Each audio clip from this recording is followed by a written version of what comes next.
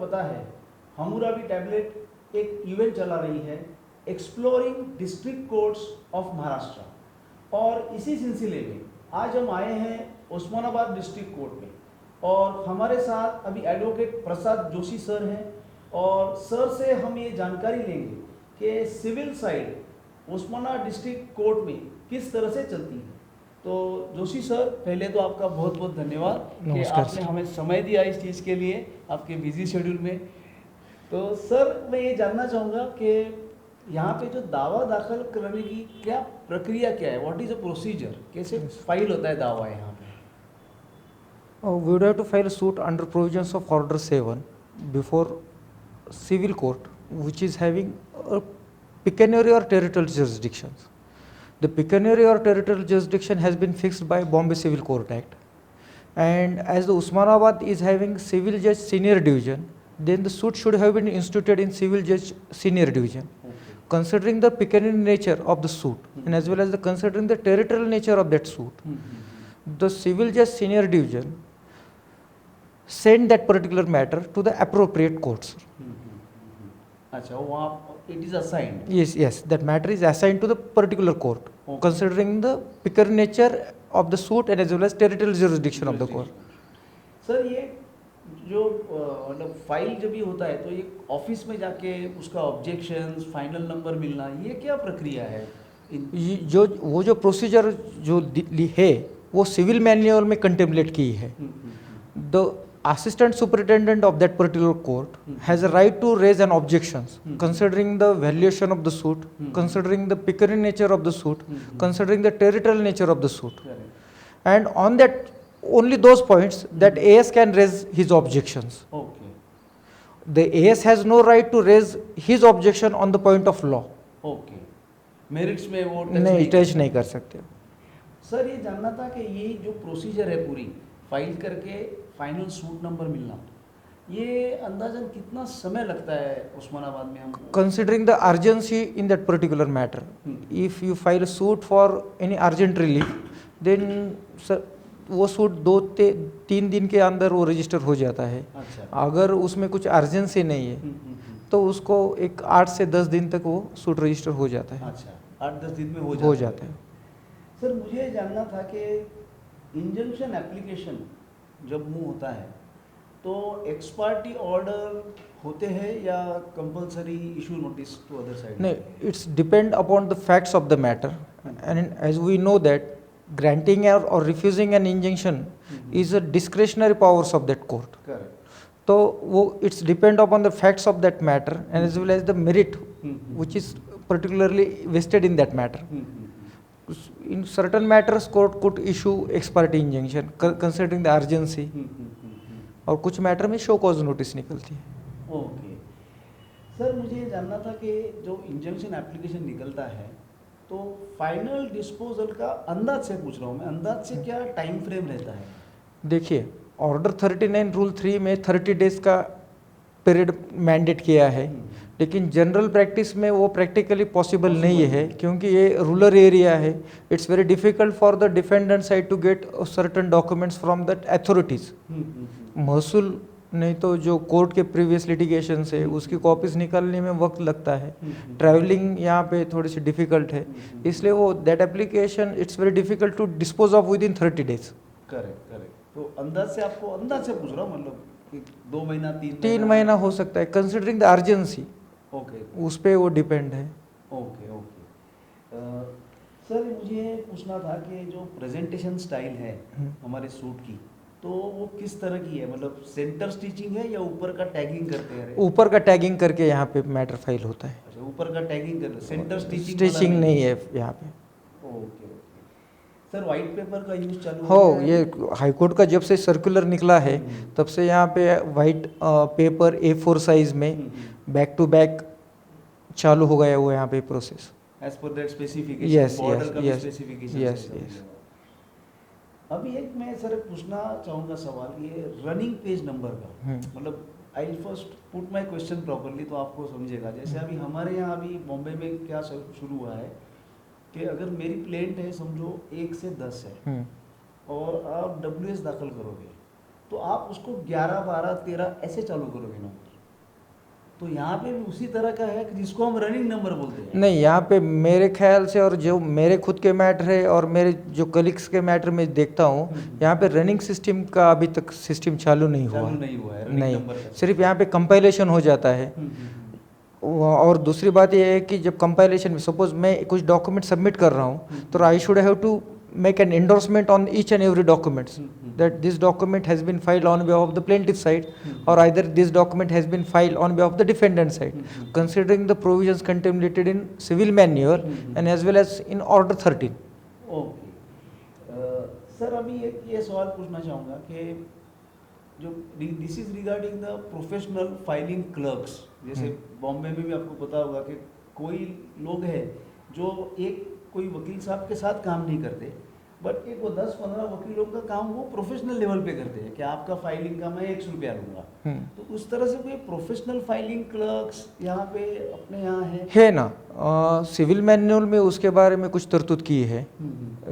Person who wants to work as an clerk of a particular advocate, he has to file an application on behalf of that advocate to honourable district court, and after scrutinizing all the document, the district जज permit him to work as a clerk to a particular advocate, not for the group of advocate. अच्छा, individual के लिए permission है. Then he could file an application for adjournment on behalf of his advocate to whom he is working. Okay. Or he could file an application for getting certified copies. He could represent that particular advocate for seeking an adjournment. अच्छा, he can. Yes, he could make an oral request to the court. Okay. But he should be authorize clerk. Authorize clerk, वो मतलब I card वगैरह होता है? हाँ, उसको I card issue करता है डिस्ट्रिक्ट कोर्ट। ओके, ठीक है सर।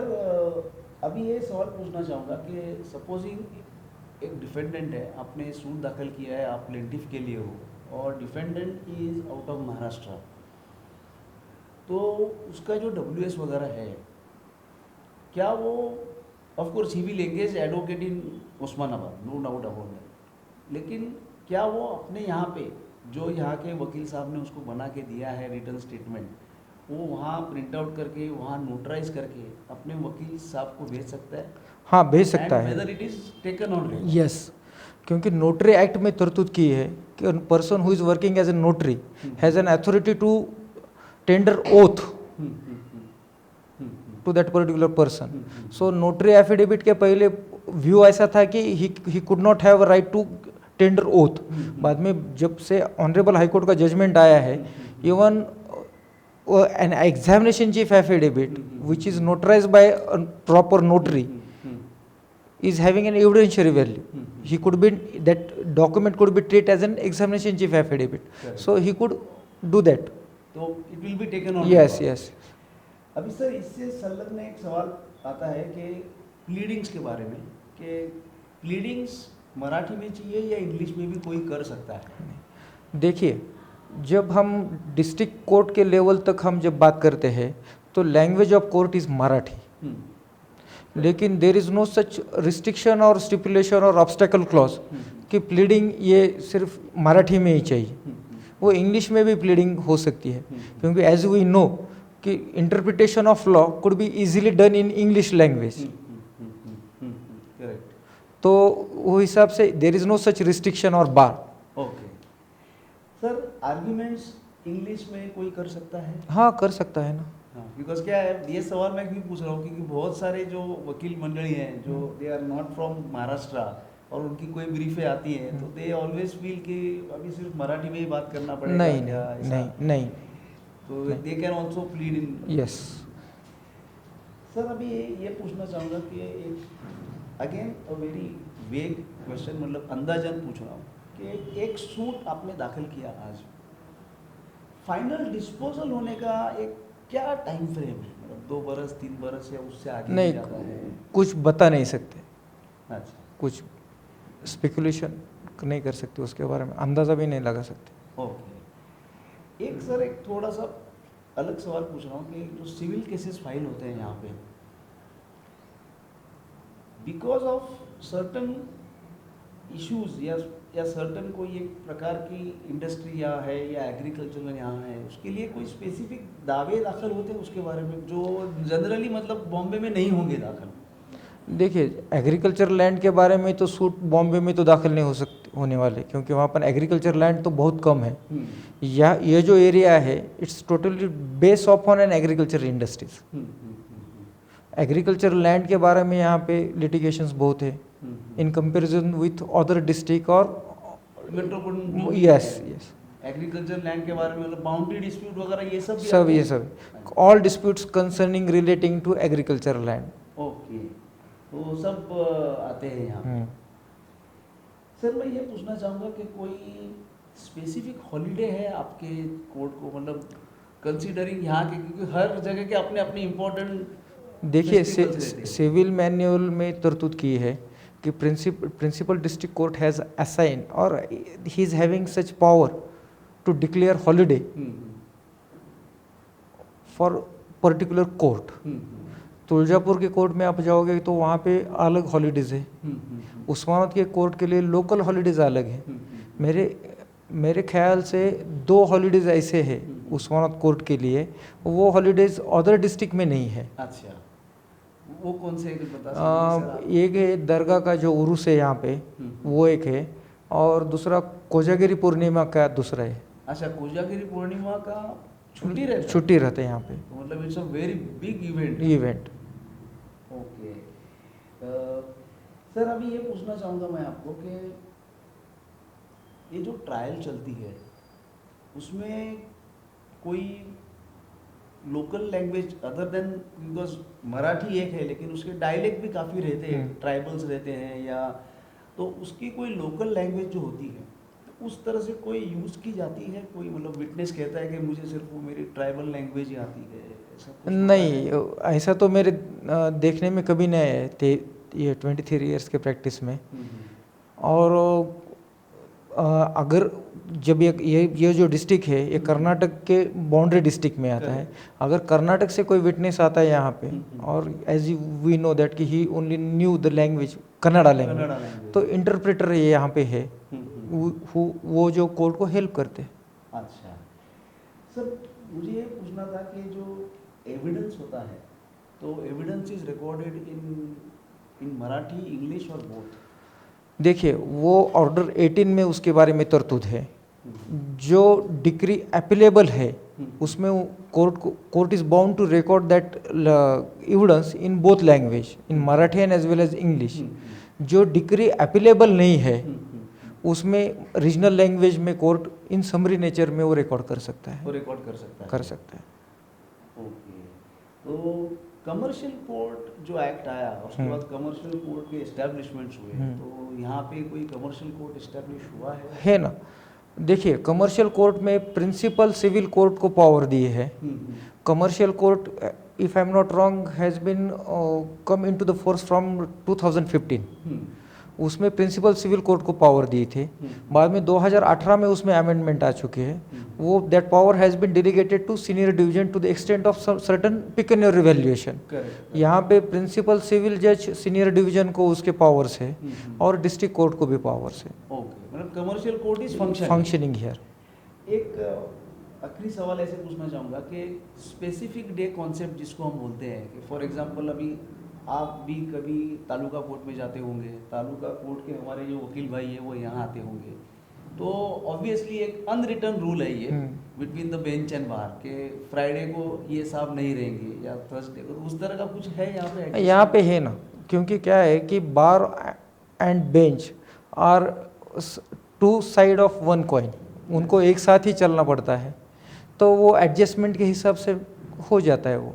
अच्छा, मतलब वो कॉन्सेप्ट है ही यहाँ पे है। अगर हम कोर्ट को रिक्वेस्ट करेंगे कि ये तारीख को मैं नहीं हूँ, ये तारीख को मैं आऊँगा, तो कोर्ट एडजस्ट कर लेता है। मतलब वकील लोग अपना फिक्स कर देते हैं और कलीग जो है राइवल एडवोकेट्स वो भी एडजस्ट कर लेते हैं। ओके, सो ये भी एक प्रतीक है कि there is a good relation, healthy relation between bar and bench and as well as between in bar.